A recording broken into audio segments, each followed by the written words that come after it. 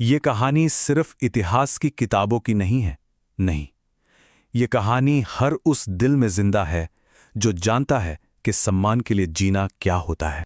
एक नाम पोरस। ये सिर्फ एक राजा का नाम नहीं था, ये पहचान था स्वाभिमान की। एक ऐसा स्वाभिमान जो किसी भी बड़ी से बड़ी सल्तनत से कहीं कहीं ज्यादा बड़ा था।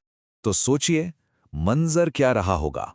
एक तरफ सिकंदर, दुनिया का वो महान विजेता जिसने कभी हार का मुंह नहीं देखा था, और दूसरी तरफ झेलम नदी के किनारे अपनी धरती की रक्षा के लिए खड़ा था पोरस।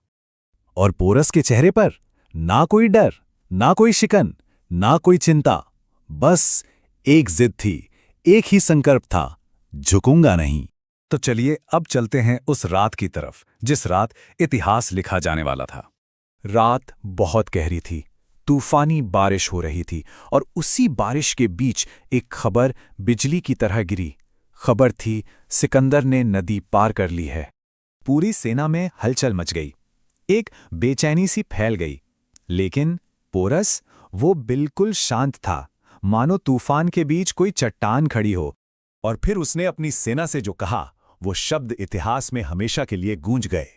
उसने कहा, आज लड़ाई जमीन के एक टुकड़े के लिए नहीं है, आज लड़ाई है सम्मान की।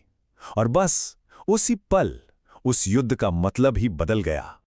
और यहीं से शुरू हुआ इच्छा शक्ति का असली युद्ध, जहां एक तरफ एक पूरा साम्राज्य था और दूसरी तरफ एक ऐसा इंसान जो टूटने के लिए बना ही नहीं था। सुबह होते ही जमीन कांपने लगी। क्यों? क्योंकि पोरस अपने हजारों हाथियों की सेना के साथ आगे बढ़ रहा था। ये एक ऐसा नजारा था जिसे सिकंदर की सेना ने अपनी जिंदगी में पहले कभी नहीं देखा था। इतिहास में पहली बार, जी हां, पहली बार ऐसा हुआ था कि सिकंदर की वो सेना जो कभी नहीं हारी, उसे किसी ने रोक दिया था। सोचिए, जिस सेना ने पूरी दुनिया जीत ली थी, वो आज एक राजा के हौसले के सामने रुक गई थी। पता है क्यों? क्योंकि उनके सामने एक ऐसा राजा खड़ा था जो मरना तो जानता था पर झुकना नहीं। और यही तो थी पोरस की असली ताकत। अब कहानी उस मोड़ पर आ पहुंची है, उस एक पल पर जिसने सब कुछ बदल कर रख दिया। लेकिन किस्मत को कुछ और ही मंजूर था। युद्ध में पोरस बुरी तरह घायल हो गया और उसे बंदी बना लिया गया। एक लम्हे के लिए ऐसा लगा जैसे सब कुछ खत्म हो गया। अब सोचिए, वो पल, घायल पोरस जंजीरों में जकड़ा हुआ है और उसके सामने खड़ा है सिकंदर, विजेता। सिकंदर ने पूछा, बताओ तुम्हारे साथ क्या सुलूक किया जाए? जंजीरों में बंधे होने के बाद भी पोरस का सिर नहीं झुका।